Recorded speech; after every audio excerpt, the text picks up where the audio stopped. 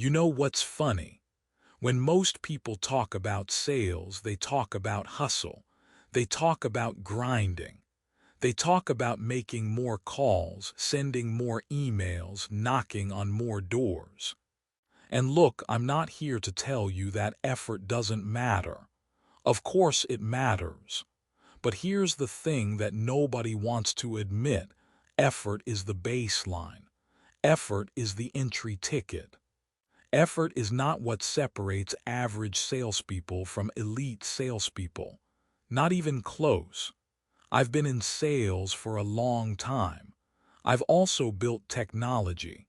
I've studied how people make decisions, how relationships form, how trust is built and broken.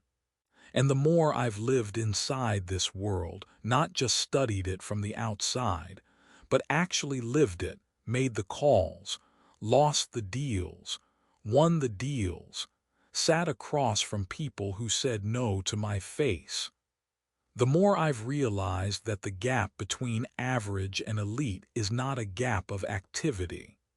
It's a gap of thinking. Let me say that again because I think it's the most important thing I'll say in this entire conversation. The gap between average and elite is not a gap of activity. It is a gap of cognition. It is a gap of understanding. It is a gap of how you see the world, how you see the person sitting across from you, how you see yourself, and how you see the game you're playing. So let me walk you through what I mean. And I'm going to be specific because vague advice is worthless. Vague advice is what average salespeople consume and then wonder why nothing changes. Let's start with the most fundamental difference. Average salespeople think about transactions. Elite salespeople think about structures. What do I mean by structures? Charlie Munger, Warren Buffett's partner, one of the greatest business minds who ever lived, talked extensively about mental models. He said that if you only have one way of looking at a problem, you're going to force fit every situation into that one framework, and most of the time you're going to get it wrong. He said the key to wisdom, the key to good judgment, is having a latticework of mental models from multiple disciplines: psychology, economics, biology, physics, history, and being able to apply the right model to the right situation. Now most salespeople hear that and they think, okay, that's interesting, but what does that have to do with me closing a deal on Thursday? And that reaction, that immediate desire to reduce everything to the next tactical move, that reaction is exactly why they're average. Here's what I mean in practical terms. An average salesperson walks into a meeting and they're thinking about their product. They're thinking about their pitch. They're thinking about the features they need to highlight, the objections they need to overcome, the close they need to execute. Their entire mental framework is, I have something to sell, and my job is to convince this person to buy it. An elite salesperson walks into the same meeting, and they're thinking about something completely different. They're thinking about the business sitting across from them. They're thinking about the industry that business operates in. They're thinking about the pressures that business is facing: competitive pressures, regulatory pressures, internal political pressures.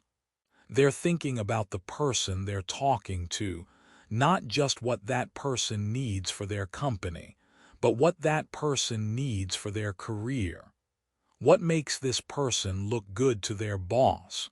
What keeps this person up at night? What is the unspoken fear that this person will never say out loud, but that drives 90% of their decision-making? Do you see the difference? The average salesperson has one mental model: sell the product. The elite salesperson has a dozen mental models operating simultaneously. They're reading the room through the lens of psychology. They're understanding the business through the lens of economics. They're navigating the relationship through the lens of human behavior and social dynamics. They're playing three-dimensional chess while the average salesperson is playing checkers. And here's the thing, this isn't something you're born with. This is something you build, deliberately, over time, by studying not just sales but business, not just business but human nature, not just human nature but yourself. Which brings me to the second major difference. And I want to tell you a story to illustrate this because I think stories are how we actually learn, not through bullet points on a slide. Early in my career, I lost a deal, a big one. I had been working on it for months. I had done everything right, or at least everything I thought was right. I'd made the calls, done the demos, sent the proposals, followed up relentlessly. And when they finally told me they were going with someone else, I was devastated. But more than devastated, I was confused, because I had done all the things. I had put in the work. I had followed the playbook. So I did something that most salespeople never do. I asked the prospect why. Not in a desperate, please give me another chance kind of way, but in a genuine, I want to understand kind of way. And the answer I got changed everything for me. The person said, "Jay, you're a great salesperson. Your product is solid. But the other company, they didn't just show us a product. They showed us that they understood our business. They showed us a vision of where we could go. They made us feel like they were already on our team before we even signed the contract." And I sat with that for a long time. Because what that person was telling me was that I had been selling a product, but the other company had been selling understanding. They had been selling partnership. They had been selling a future. That was the moment I realized that average salespeople sell products, and elite salespeople sell understanding. Average salespeople are focused on what they're offering. Elite salespeople are focused on what the other person is experiencing. And those are two fundamentally different orientations. I know that sounds simple, but simple and easy are not the same thing. In fact, the simplest truths are usually the hardest to live. Because selling understanding requires you to actually have understanding. And having understanding requires you to do the deep work, the studying, the researching, the listening, the reflecting, that most people skip because it doesn't feel like real selling. Most salespeople think selling is what happens when you're in front of the customer. Elite salespeople know that selling is what happens long before you ever get in front of the customer. The meeting is just the performance. The real work is the preparation. The real work is building the knowledge base, the insight, the perspective that allows you to walk into any room and speak with genuine authority about that person's world. Not your world, their world. Now let me go deeper on something, because I think this is where a lot of people get stuck. There's a concept that Naval Ravikant talks about called specific knowledge. He says that specific knowledge is the kind of knowledge that cannot be trained for. It's the kind of knowledge that comes from your unique combination of experiences, obsessions, and natural inclinations. It's the thing that feels like play to you but looks like work to everyone else. And he says that specific knowledge is, ultimately, What makes you irreplaceable? I think about this a lot in the context of sales. Because here's what happens in most sales organizations. They hire a bunch of people, put them through the same training program, give them the same scripts, the same CRM, the same playbook, and then they wonder why only 10% of the team produces 80% of the results. And the answer is that the top 10% have developed specific knowledge that the training program could never teach them. They have developed an intuition, a feel for the game that comes from thousands of hours of real experience, combined with genuine curiosity, combined with a willingness to reflect deeply on what happened and why. Let me give you an example. I know a salesperson. I won't use her real name. Let's call her Maria. Maria sells enterprise software to large corporations. Her quota is one of the highest in the company, and she hits it every single year. But here's what's interesting about Maria. She doesn't make the most calls. She doesn't send the most emails. She doesn't work the most hours. In fact, by most of the activity metrics that companies love to track, Maria is below average. So how does she do it?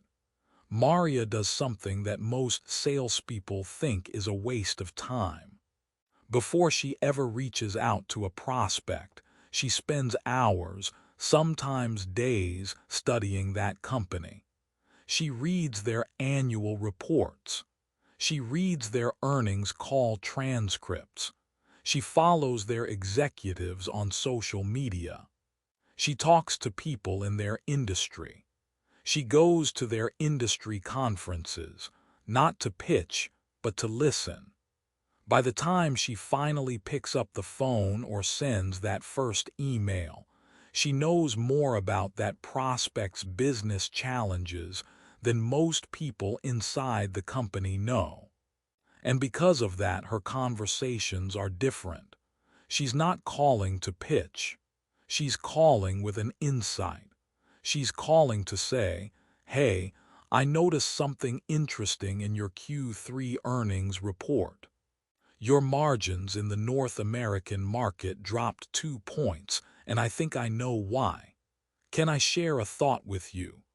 Now, imagine you're the executive receiving that call. You get 50 cold calls a week from salespeople who can barely pronounce your company's name. And then you get this one call from someone who clearly did her homework, who clearly understands your business, who's not trying to sell you anything but is offering you something genuinely valuable.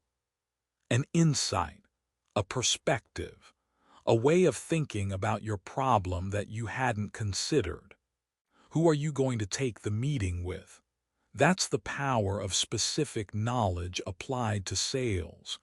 Maria's advantage isn't her product. Her product is the same product that every other rep on her team is selling. Maria's advantage is her understanding, her preparation, her ability to walk into a conversation already having earned a level of credibility that most salespeople spend months trying to build. And here's the key insight. That level of preparation is not something a sales manager can mandate. You can't put "understand the customer's business deeply" on a checklist and expect people to do it. It has to come from a genuine place, a genuine curiosity, a genuine desire to understand, a genuine belief that your job is not to sell a product, but to help another human being solve a real problem. This brings me to the third difference, and it's maybe the most important one. It's about time horizon. It's about how you think about time. Average salespeople think in quarters.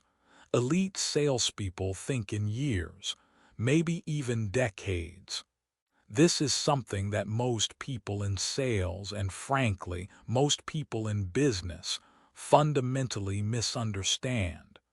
We live in a culture that celebrates the quick win. Hit your number this quarter.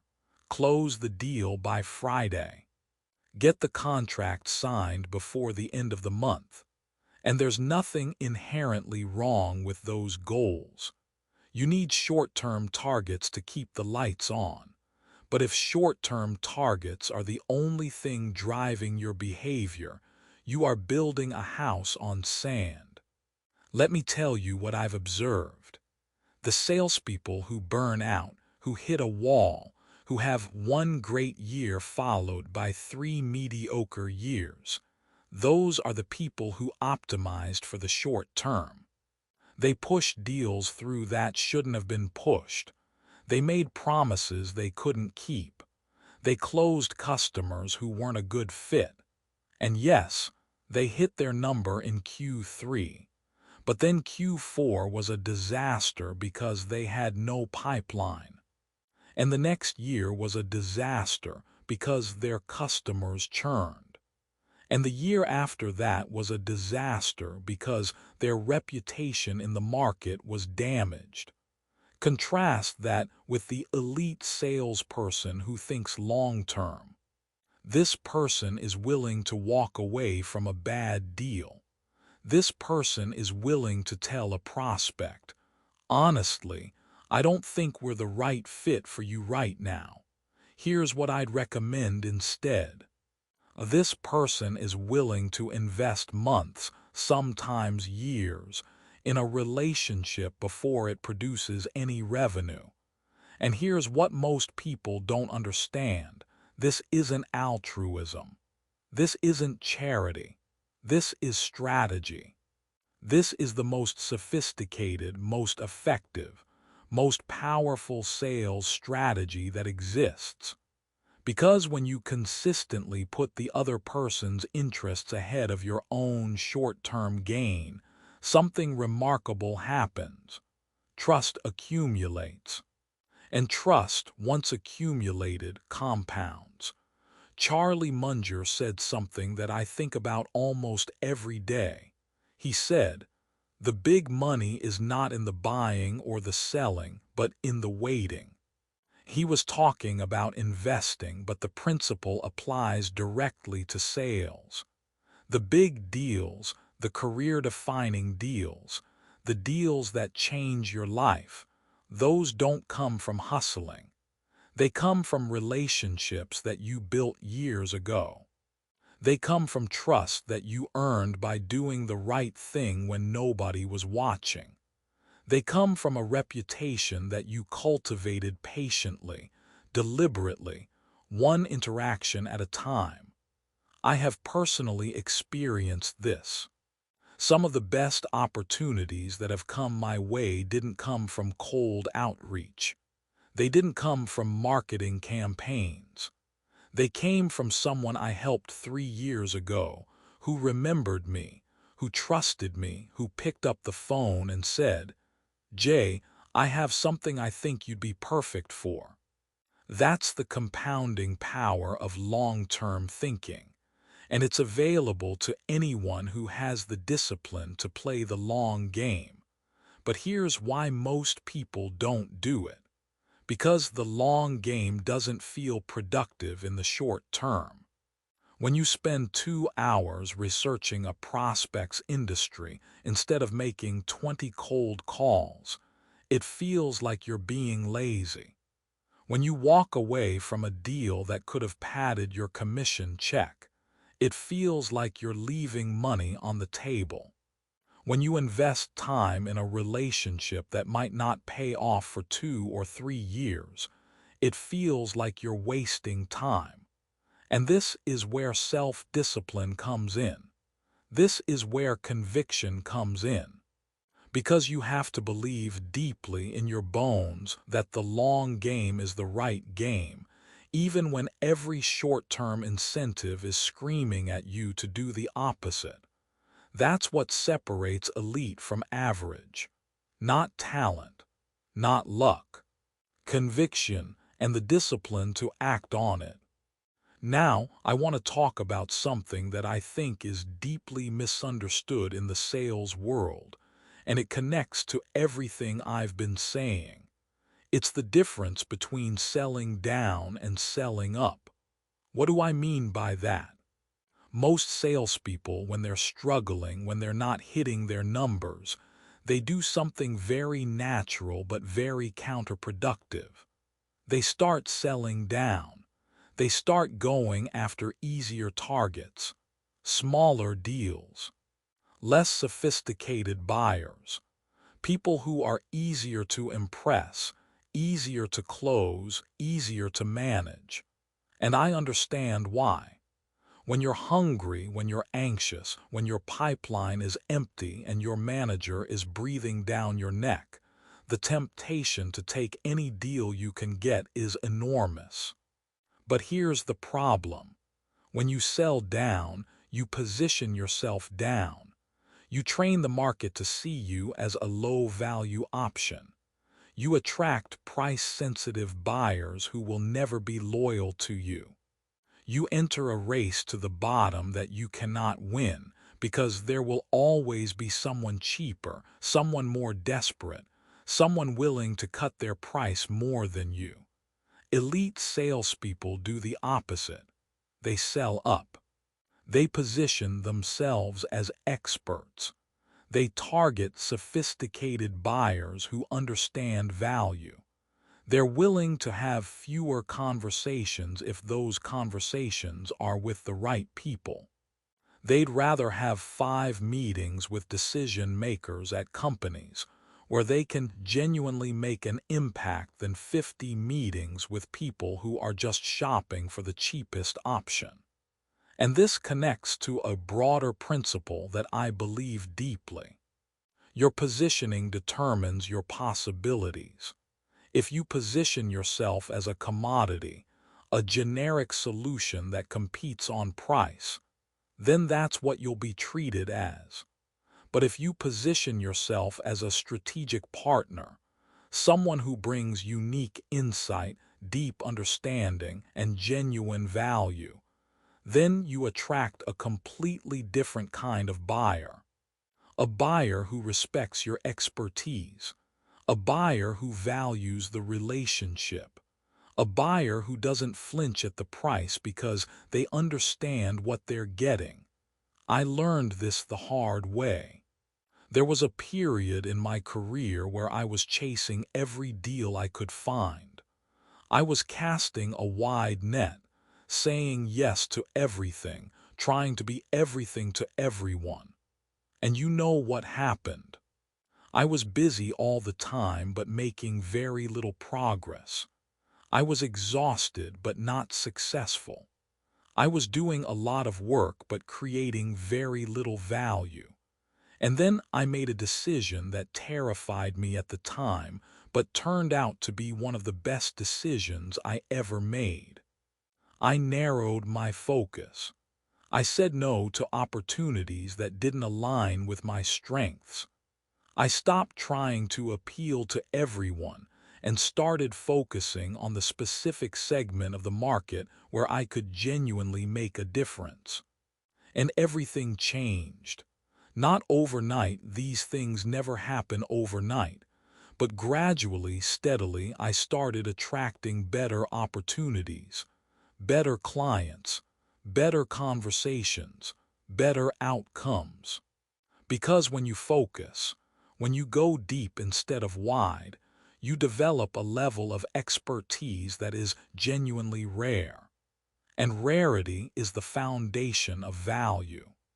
Let me talk about something else that I think separates the average from the elite, and it's something that nobody in sales training ever talks about. It's inner resilience. It's the ability to take a punch and keep going. Not just physically, that's the easy part. Emotionally, psychologically, spiritually, if you want to use that word. Sales is rejection. Let's be honest about that. No matter how good you are, no matter how well you prepare, no matter how deeply you understand your customer, you are going to hear no far more often than you hear yes. That's the nature of the game. And how you handle that rejection, how you process it, how you metabolize it, how you let it shape you or not shape you, that's one of the most important determinants of your long-term success. Average salespeople take rejection personally. They hear no, and they think it means something about them. They think it means they're not good enough, they're not smart enough, they're not persuasive enough. And over time, those no's accumulate into a narrative of failure. And that narrative becomes a self-fulfilling prophecy, because when you walk into a meeting expecting to be rejected, guess what you're going to be rejected? Elite salespeople have a completely different relationship with rejection. They've developed what I would call detachment from outcome. They care deeply about doing the work well, the preparation, the understanding, the conversation. But they've learned to let go of what happens after that. They don't attach their self-worth to whether this particular deal closes or not. They understand that some deals are meant to be and some aren't, and their job is to show up fully, give everything they have, and then let the chips fall where they may. This isn't indifference. This is freedom. There's a huge difference. Indifference means you don't care. Freedom means you care deeply about the process, but you've liberated yourself from the tyranny of the outcome. And when you operate from that place of freedom, something paradoxical happens. You actually perform better. Because you're not tight, you're not anxious, you're not desperate. You're relaxed, you're present, you're genuinely curious about the other person, and that energy is magnetic. People want to do business with someone who is confident and relaxed, not someone who reeks of desperation. I'll tell you something personal. There was a time when I used to spend days agonizing over a lost deal. I would replay the conversation in my head, obsessing over what I should have said differently, what I could have done better. And while some reflection is healthy, you should always be learning from your experiences. Obsessive rumination is poison. It doesn't help you improve. It just erodes your confidence and steals your energy from the present moment. So I developed a practice, and it's simple but it works. At the end of every day, instead of cataloging my failures, I catalog my progress. What did I learn today? What did I do well? What's one small thing I did today that moved me forward? And I force myself to find those things even on the bad days, especially on the bad days, because success isn't a single event. Success is the accumulation of tiny, almost invisible progress, stacked day after day after day. And if you only see the failures, you'll never see the progress. And if you never see the progress, you'll never have the fuel to keep going. Now, I want to connect all of this to something bigger, because I think the difference between average and elite salespeople is actually a reflection of a difference that exists in every domain of life. And the difference is this: average people react to the world. Elite people create their world. Average salespeople wake up and check their email. They respond to whatever comes in. They react to whatever their manager tells them to do. They go through the motions of a process that someone else designed. They are passive participants in their own career. Elite salespeople wake up with intention.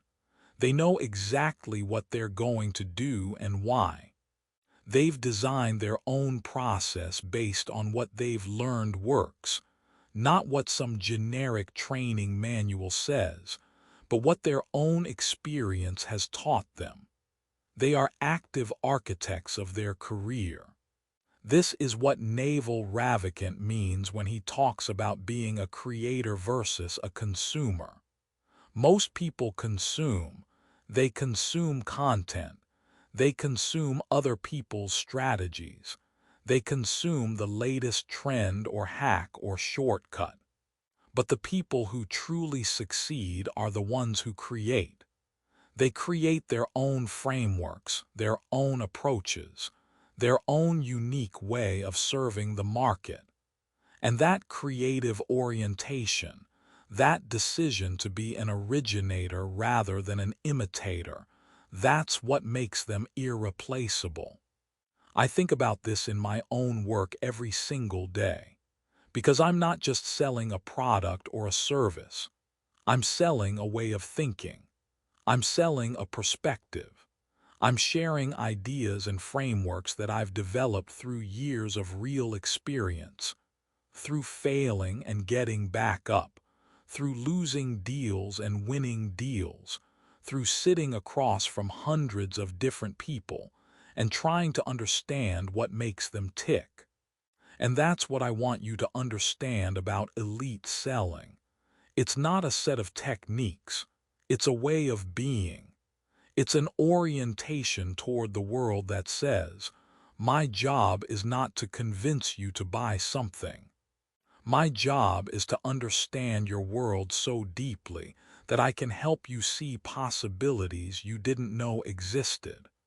That's selling at its highest level, and it's available to anyone who's willing to do the deep work. Let me talk about one more thing, because I think it's critical and it's something that almost nobody in the sales world addresses honestly. And that's the relationship between selling and helping. Average salespeople see selling and helping as two separate activities. Selling is what you do to make money. Helping is what you do on the weekends when you volunteer at the food bank. And in their minds, there's a wall between the two.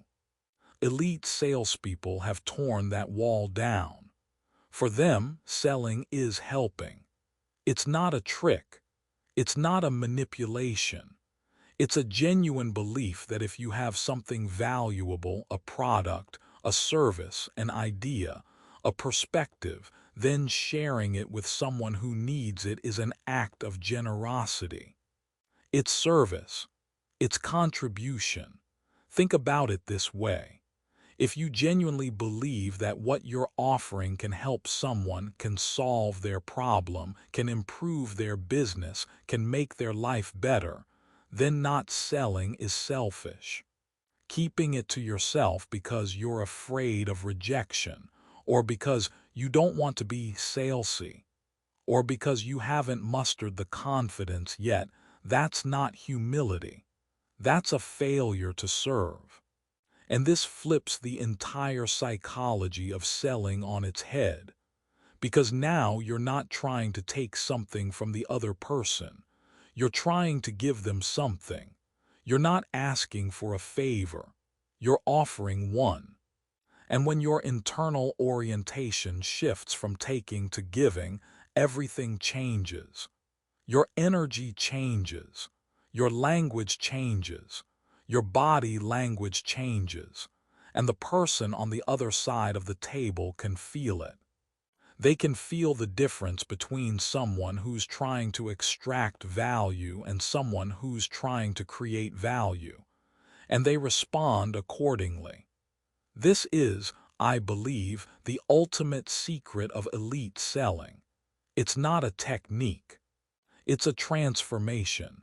It's the transformation from what can I get to what can I give.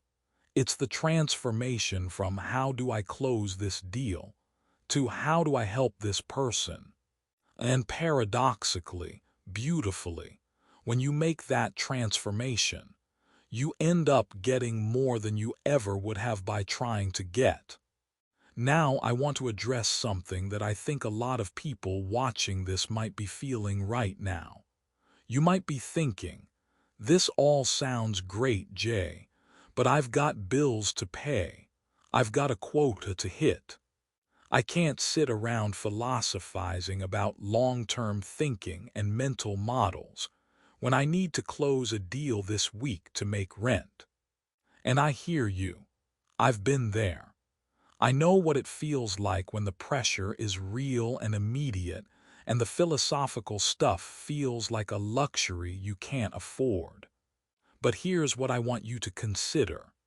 The reason you're in that pressure cooker right now, the reason you're always scrambling, always behind, always one bad month away from disaster, might be precisely because you've been thinking short-term all along. The short-term thinking didn't save you from the pressure. The short-term thinking created the pressure. And the way out is not to double down on what got you here. The way out is to start building differently. Even while you're handling the immediate fires, start allocating some of your time and energy to the long game. Start studying your customers' industries. Start building relationships that aren't tied to an immediate transaction. Start developing the deep understanding that transforms you from a vendor into a trusted advisor. Will it feel uncomfortable? Yes. Will it feel inefficient in the short term? Absolutely. But I promise you, and I say this from direct lived experience, the compound returns on that investment will change your career. Not in weeks, maybe not even in months, but in the span of a year, 2 years, 3 years, you will look back and you will see the inflection point. And you will be grateful that you made the choice to think differently, even when it was hard. Let me summarize what I've been saying with a framework, because I think frameworks help us remember things, and I want you to walk away from this with something concrete. The 5 differences between average and elite salespeople. First, cognitive depth. Average salespeople have one mental model: sell the product. Elite salespeople have a latticework of mental models drawn from psychology, economics, business strategy, and human behavior. They see the world in 3 dimensions while everyone else sees it in 2. Second, preparation over activity. Average salespeople measure success by how many calls they made. Elite salespeople measure success by how deeply they understood the customer before the call was ever made. Activity without insight is just noise. Third, long-term orientation. Average salespeople optimize for this quarter. Elite salespeople optimize for this decade. They understand that trust compounds, that reputation compounds, that relationships compound, and they're willing to invest now for returns later. Fourth, strategic positioning. Average salespeople chase any deal they can find. Elite salespeople deliberately position themselves in markets and segments where their unique understanding creates genuine value. They go narrow and deep rather than wide and shallow. Fifth, internal resilience. Average salespeople tie their identity to their results. Elite salespeople tie their identity to their process. They show up fully, they give everything they have, and they let go of the outcome. This frees them from the anxiety and desperation that kills so many sales careers. I want to close with something personal, because I think the most valuable thing I can offer you is not theory but honesty. I'm not standing here as some guru who has it all figured out. I'm a person in the arena just like you. I'm building, I'm learning, I'm growing, I'm failing, I'm getting back up. Every single thing I've shared with you today comes from real experience, real mistakes, real lessons, real growth. And here's what I've come to believe deeply after years of doing this work. The difference between average and elite is not talent. It's not luck. It's not connections. It's not even intelligence. It's the willingness to think deeply about what you're doing and why. It's the willingness to step back from the frenzy of daily activity and ask yourself, am I building something real, or am I just staying busy? It's the willingness to invest in yourself, your knowledge, your understanding, your skills, your character, even when nobody is watching, even when there's no immediate payoff. Because here's the truth about elite performance in any field. It's built in the dark. It's built in the hours that nobody sees. It's built in the books you read when you could be watching TV. It's built in the reflection you do when you could be scrolling your phone. It's built in the discipline of showing up every single day, not because you feel like it, but because you've made a commitment to a standard that doesn't depend on how you feel. That's what it means to be elite. Not perfect, not superhuman, just committed. Committed to the work, committed to the growth, committed to serving others at the highest level you possibly can. And if you're willing to make that commitment, if you're willing to play the long game, to do the deep work, to think bigger and think harder than the people around you, then I genuinely believe that everything you want is on the other side of that decision. Not because you wished for it, not because you visualized it, because you built it, one day at a time, one conversation at a time, one insight at a time, brick by brick, day by day, until one day you look up and realize you've built something extraordinary. That's the difference between average and elite, and the choice between them is yours, every single day. I appreciate you spending this time with me. If this resonated with you, I'd love to hear your perspective, share your thoughts in the comments, and if you found value here, share it with someone who needs to hear it. I'll see you in the next one.